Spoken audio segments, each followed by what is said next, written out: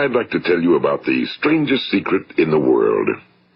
Some years ago, the late Nobel Prize-winning Dr. Albert Schweitzer was being interviewed in London, and a reporter asked him, "Doctor, what's wrong with men today?"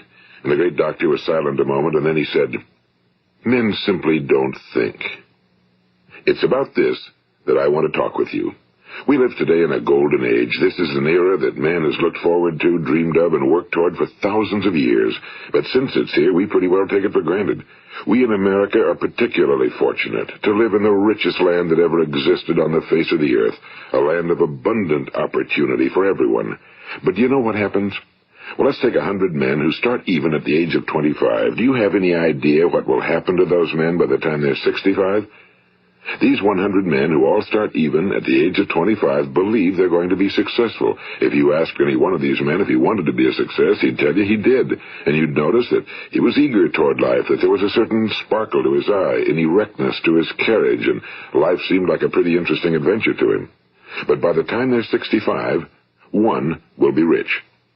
4 will be financially independent. 5 will still be working. 54 will be broke.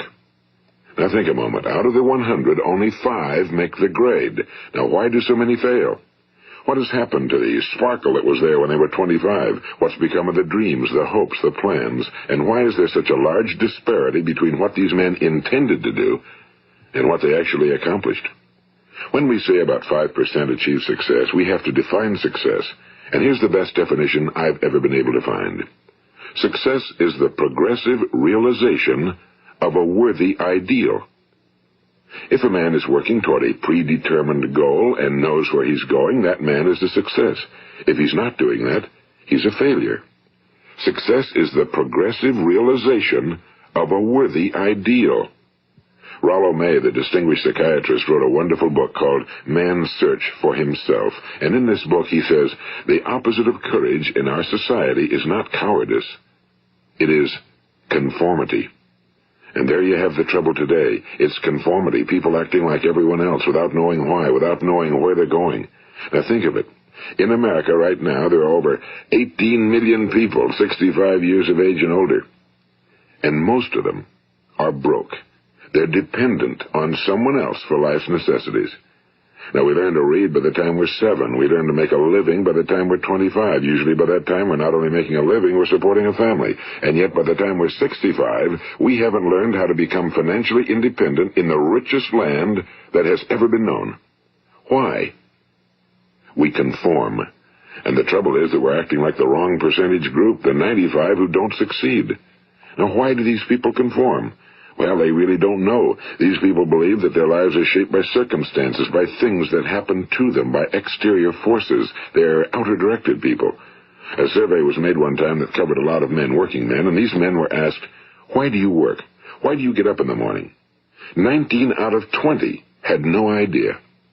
If you ask them, they'll say, well, everyone goes to work in the morning, and that's the reason they do it, because everyone else is doing it. Now let's get back to our definition of success. Who succeeds? The only person who succeeds is the person who is progressively realizing a worthy ideal. He's the person who says, I'm going to become this, and then begins to work toward that goal. I'll tell you who the successful people are. A success is the school teacher who's teaching school because that's what he or she wants to do. The success is the woman who's a wife and mother because she wanted to become a wife and mother and is doing a good job of it. The success is the man who runs the corner gas station because that was his dream. That's what he wanted to do. The success is the successful salesman who wants to become a top-notch salesman and grow and build with his organization. A success is anyone who is doing deliberately a predetermined job because that's what he decided to do deliberately. But only 1 out of 20 does that. That's why today there isn't really any competition unless we make it for ourselves. Instead of competing, all we have to do is create. You know, for 20 years, I looked for the key which would determine what would happen to a human being. Was there a key I wanted to know which would make the future a promise that we could foretell to a large extent? Was there a key that would guarantee a person's becoming successful if he only knew about it and knew how to use it? Well, there is such a key, and I've found it. Have you ever wondered why so many men work so hard and honestly without ever achieving anything in particular, and others don't seem to work hard and yet seem to get everything? They seem to have the magic touch. You've heard them say that about someone. Everything he touches turns to gold. And have you ever noticed that a man who becomes successful tends to continue to become successful? And on the other hand, have you noticed how a man who's a failure tends to continue to fail? Well, it's because of goals. Some of us have goals, some don't. People with goals succeed because they know where they're going. It's that simple. Think of a ship leaving a harbor, and think of it with the complete voyage mapped out and planned. The captain and crew know exactly where it's going and how long it'll take. It has a definite goal. Now, 9,999 times out of 10,000, it will get to where it started out to get. Now, let's take another ship, just like the first, only let's not put a crew on it or a captain at the helm. Let's give it no aiming point, no goal, no destination. We just start the engines and let it go. I think you'll agree with me that if it gets out of the harbor at all, it will either sink or wind up on some deserted beach, a derelict. It can't go anyplace because it has no destination and no guidance, and it's the same with a human being. Take the salesman, for example. There's no other person in the world today with the future of a good salesman. Selling is the world's highest paid profession, if we're good at it and if we know where we're going. Every company needs top-notch salesmen, and they reward those men. The sky's the limit for them. But how many can you find? Someone once said the human race is fixed, not to prevent the strong from winning, but to prevent the weak from losing. The American economy today can be likened to a convoy in time of war. The entire economy is slowed down to protect its weakest link, just as the convoy had to go at the speed that would permit its slowest vessel to remain in formation. That's why it's so easy to make a living today. It takes no particular brains or talent to make a living and support a family today. So we have a plateau of so-called security, if that's what a person's looking for. But we do have to decide how high above this plateau we want to aim. Now let's get back to the strangest secret in the world, the story that I wanted to tell you today. Why do men with goals succeed in life and men without them fail? Well, let me tell you something which, if you really understand it, will alter your life immediately. If you understand completely what I'm going to tell you from this moment on, your life will never be the same again. You will suddenly find that good luck just seems to be attracted to you. The things you want just seem to fall in line, and from now on you won't have the problems, the worries, the gnawing lump of anxiety that perhaps you've experienced before. Doubt, fear, well, they'll be things of the past. Here's the key to success and the key to failure. We become what we think about. Now let me say that again. We become what we think about. Throughout all history, the great wise men and teachers, philosophers and prophets have disagreed with one another on many different things. It's only on this one point that they are in complete and unanimous agreement. Listen to what Marcus Aurelius, the great Roman emperor, said. A man's life is what his thoughts make of it. Disraeli said this, everything comes if a man will only wait. I've brought myself by long meditation to the conviction that a human being with a settled purpose must accomplish it, and that nothing can resist a will that will stake even existence for its fulfillment. Ralph Waldo Emerson said this, a man is what he thinks about all day long. William James said, the greatest discovery of my generation is that human beings can alter their lives by altering their attitudes of mind. And he also said, we need only in cold blood act as if the thing in question were real, and it will become infallibly real by growing into such a connection with our life that it will become real. It will become so knit with habit and emotion that our interest in it will be those which characterize belief. And he also said, if you only care enough for a result, you will almost certainly attain it. If you wish to be rich, you will be rich. If you wish to be learned, you will be learned. If you wish to be good, you will be good. Only you must then really wish these things and wish them exclusively, and not wish at the same time 100 other incompatible things just as strongly. In the Bible, you read in Mark 9:23, if thou canst believe, all things are possible to him that believeth. My old friend Dr. Norman Vincent Peale put it this way, this is one of the greatest laws in the universe. Fervently do I wish I had discovered it as a very young man. It dawned upon me much later in life, and I found it to be one of the greatest, if not my greatest discovery outside of my relationship to God. The great law, briefly and simply stated, is that if you think in negative terms, you will get negative results. If you think in positive terms, you will achieve positive results. That is the simple fact, he went on to say, which is at the basis of an astonishing law of prosperity and success. In 3 words, believe and succeed. William Shakespeare put it this way: our doubts are traitors and make us lose the good we oft might win by fearing to attempt. George Bernard Shaw said, people are always blaming their circumstances for what they are. I don't believe in circumstances. The people who get on in this world are the people who get up and look for the circumstances they want, and if they can't find them, make them. Well, it's pretty apparent, isn't it? And every person who discovered this for a while believed that he was the first one to work it out. We become what we think about. Now, it stands to reason that a person who's thinking about a concrete and worthwhile goal is going to reach it, because that's what he's thinking about, and we become what we think about. Conversely, the man who has no goal, who doesn't know where he's going, and whose thoughts must therefore be thoughts of confusion and anxiety and fear and worry, becomes what he thinks about. His life becomes one of frustration and fear and anxiety and worry. And if he thinks about nothing, he becomes nothing. Now, how does it work? Why do we become what we think about? Well, I'll tell you how it works as far as we know. Now, to do this, I want to tell you about a situation that parallels the human mind. Suppose a farmer has some land, and it's good fertile land. Now, the land gives the farmer a choice. He may plant in that land whatever he chooses. The land doesn't care. It's up to the farmer to make the decision.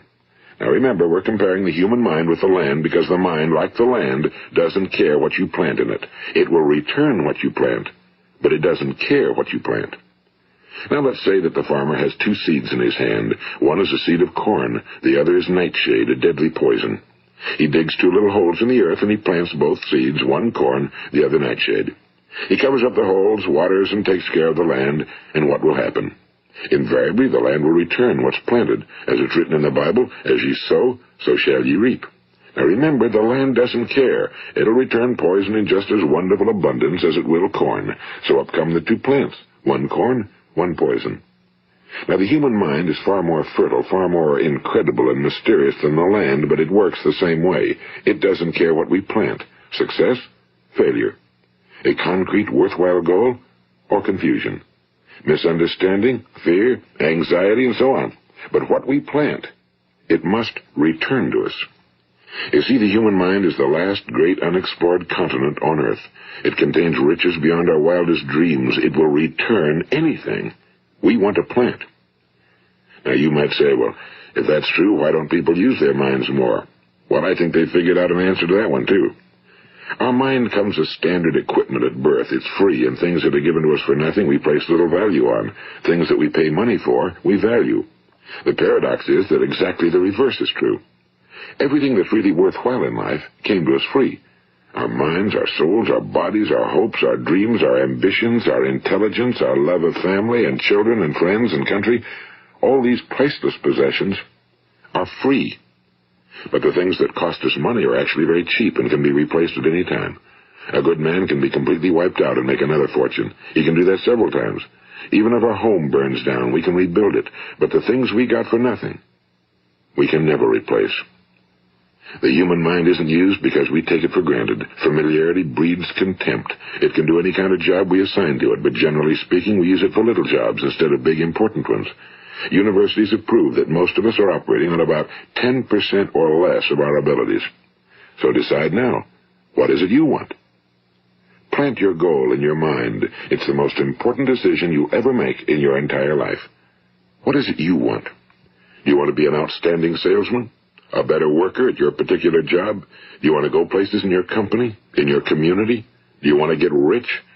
All you've got to do is plant that seed in your mind, care for it, work steadily toward your goal, and it will become a reality. It not only will, there's no way that it cannot. You see, that's a law, like the laws of Sir Isaac Newton, the laws of gravity. If you get on top of a building and jump off, you'll always go down. You'll never go up, and it's the same with all the other laws of nature. They always work. They're inflexible. Think about your goal in a relaxed, positive way. Picture yourself in your mind's eye as having already achieved this goal. See yourself doing the things you will be doing when you've reached your goal. Ours has been called the phenobarbital age, the age of ulcers and nervous breakdowns and tranquilizers. At a time when medical research has raised us to a new plateau of good health and longevity, far too many of us worry ourselves into an early grave trying to cope with things in our own little personal ways without learning a few great laws that will take care of everything for us. These things we bring on ourselves through our habitual way of thinking. Every one of us is the sum total of his own thoughts. He is where he is because that's exactly where he really wants to be, whether he'll admit that or not. Each of us must live off the fruit of his thoughts in the future, because what you think today and tomorrow, next month and next year, will mold your life and determine your future. You're guided by your mind. I remember one time I was driving through eastern Arizona, and I saw one of those giant earth-moving machines roaring along the road at about 35 miles an hour with what looked like 30 tons of dirt in it. A tremendous, incredible machine, and there was a little man perched way up on top with the wheel in his hands guiding it. And as I drove along, I was struck by the similarity of that machine to the human mind. Just suppose you're sitting at the controls of such a vast source of energy. Are you going to sit back and fold your arms and let it run itself into a ditch? Or are you going to keep both hands firmly on the wheel and control and direct this power to a specific, worthwhile purpose? It's up to you. You're in the driver's seat. You see, the very law that gives us success is a two-edged sword. We must control our thinking. The same rule that can lead a man to a life of success, wealth, happiness, and all the things he ever dreamed of for himself and his family. That very same law can lead him into the gutter. It's all in how he uses it, for good or for bad. This is the strangest secret in the world.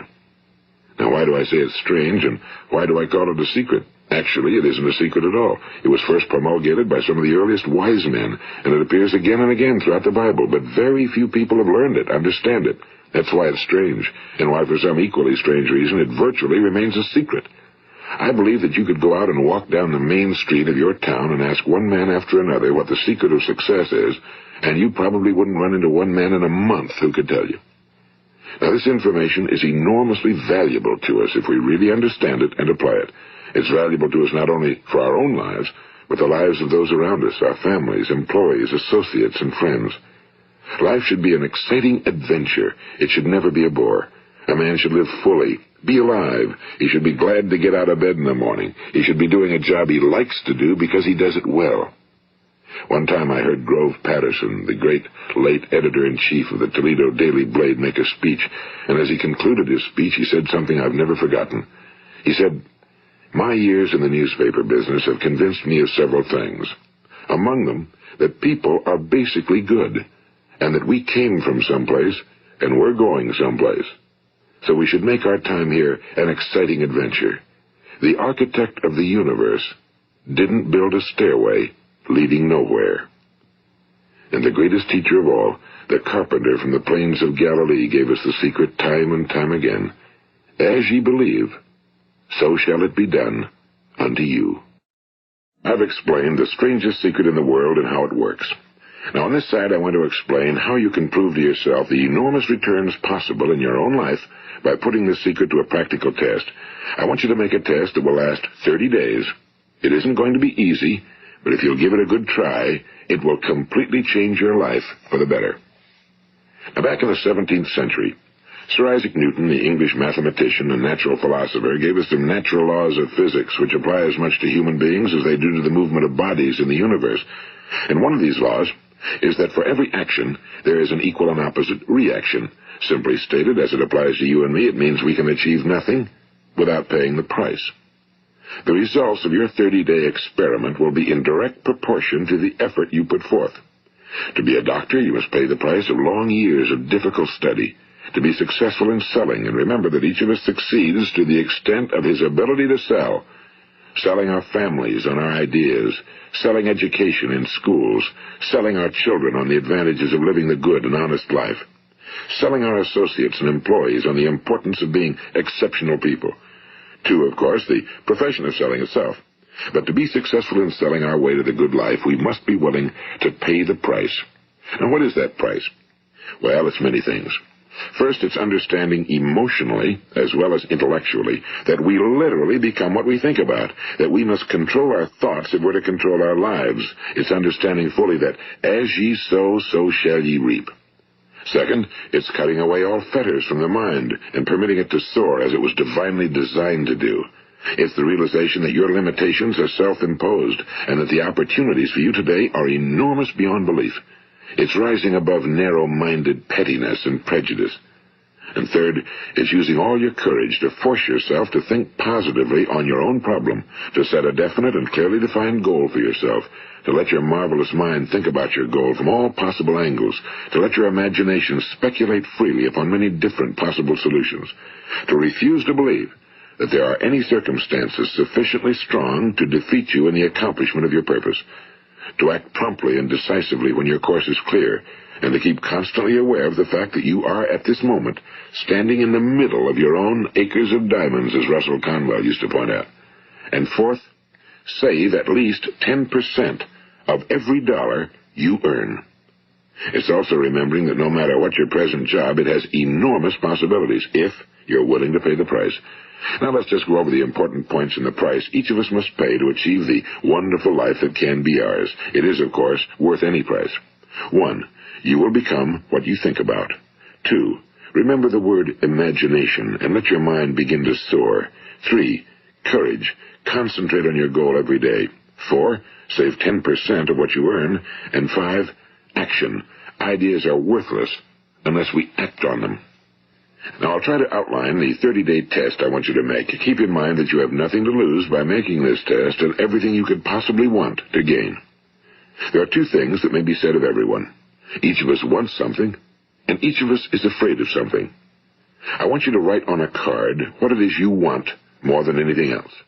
It may be more money. Perhaps you'd like to double your income or make a specific amount of money. It may be a beautiful home. It may be success at your job. It may be a particular position in life. It could be a more harmonious family. Each of us wants something. Now write down on your card specifically what it is you want. Make sure it's a single goal and clearly defined. You needn't show it to anyone, but carry it with you so that you can look at it several times a day.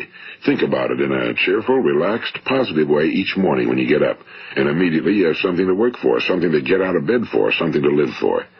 Look at it every chance you get during the day and just before going to bed at night. And as you look at it, remember that you must become what you think about, and since you're thinking about your goal, you realize that soon it will be yours. In fact, it's yours really the moment you write it down and begin to think about it. Look at the abundance all around you as you go about your daily business. You have as much right to this abundance as any other living creature. It's yours for the asking. Now we come to the difficult part. Difficult because it means the formation of what is probably a brand new habit, and new habits are not easily formed. Once formed, however, it will follow you for the rest of your life. Stop thinking about what it is you fear. Each time a fearful or negative thought comes into your consciousness, replace it with a mental picture of your positive and worthwhile goal.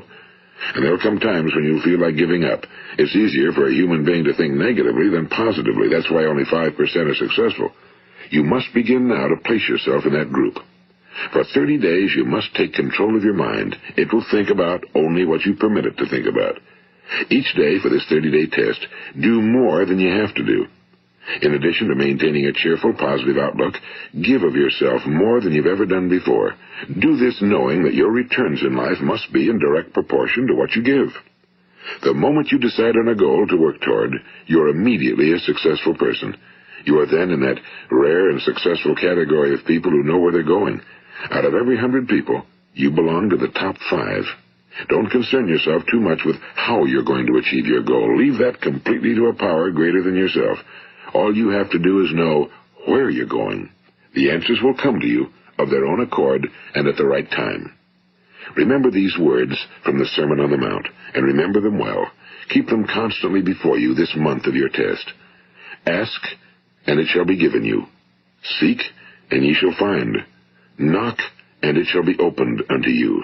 For every one that asketh receiveth, and he that seeketh findeth, and to him that knocketh it shall be opened. It's as marvelous and as simple as that. In fact, it's so simple that in our seemingly complicated world, it's difficult for an adult to understand that all he needs is a purpose and faith. For 30 days, do your very best.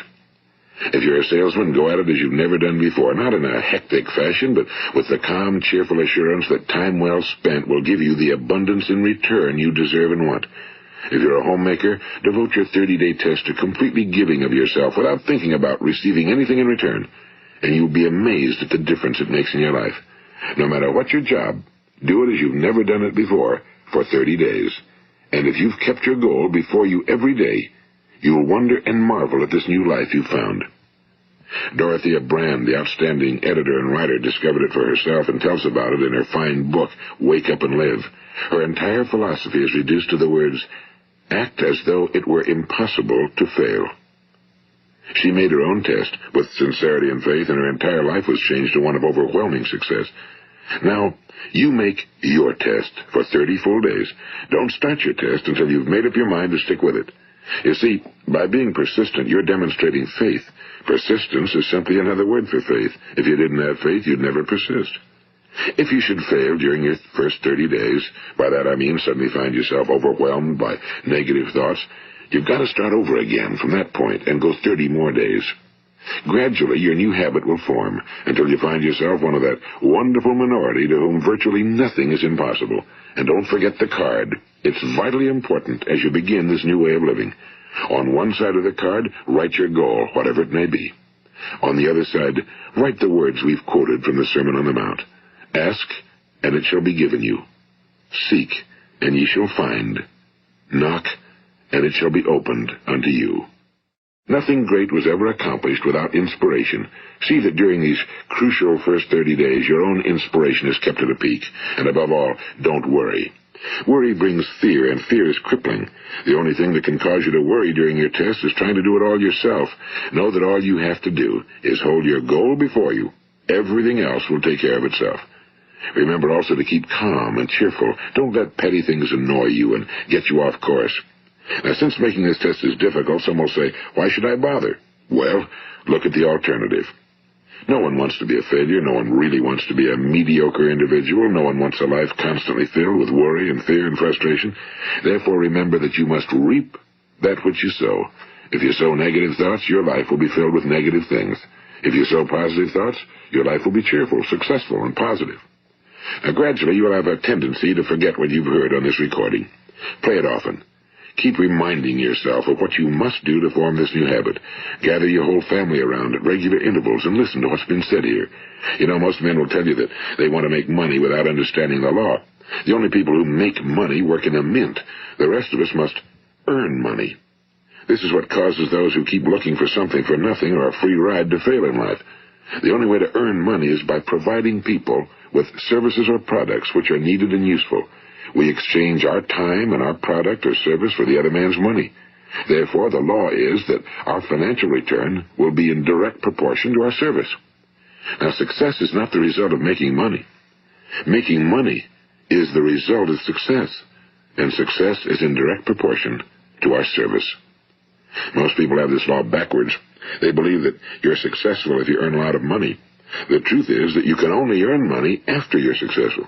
It's like the story of the man who sat in front of the stove and said to it, give me heat, and then I'll add the wood. How many men and women do you know, or do you suppose there are today, who take the same attitude toward life? There are millions. We've got to put the fuel in before we can expect heat. Likewise, we've got to be of service first before we can expect money. Don't concern yourself with the money. Be of service, build, work, dream, create. Do this, and you'll find there's no limit to the prosperity and abundance that will come to you. Prosperity, you know, is founded upon a law of mutual exchange. Any person who contributes to prosperity must prosper in turn himself. Sometimes the return will not come from those you serve, but it must come to you from someplace, because that's the law. For every action, there is an equal and opposite reaction. As you go daily through your 30-day test period, remember that your success will always be measured by the quality and quantity of service you render, and money is a yardstick for measuring this service. No man can get rich himself unless he enriches others.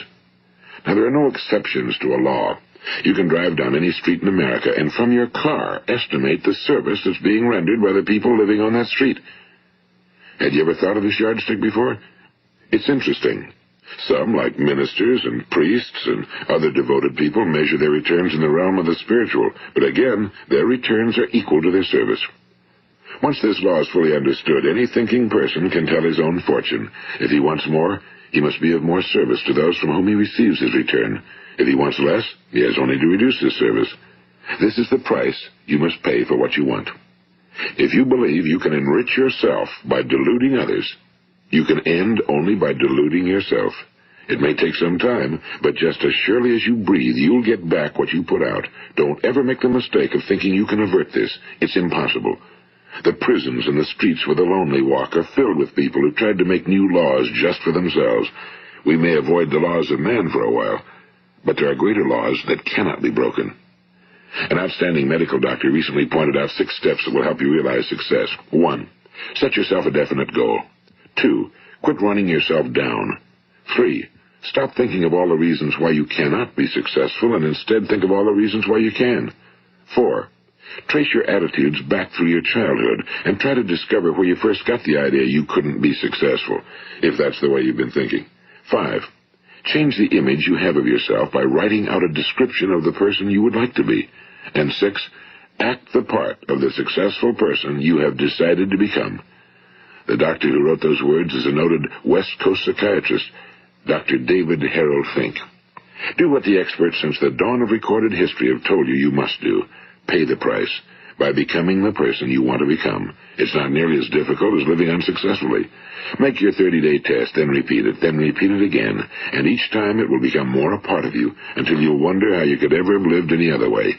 Live this new way and the floodgates of abundance will open and pour over you more riches than you may have dreamed existed. Money? Yes, lots of it. But what's more important, you'll have peace. You'll be in that wonderful minority who lead calm, cheerful, successful lives. Start today. You have nothing to lose, but you have a whole life to win. This is Earl Nightingale, and thank you.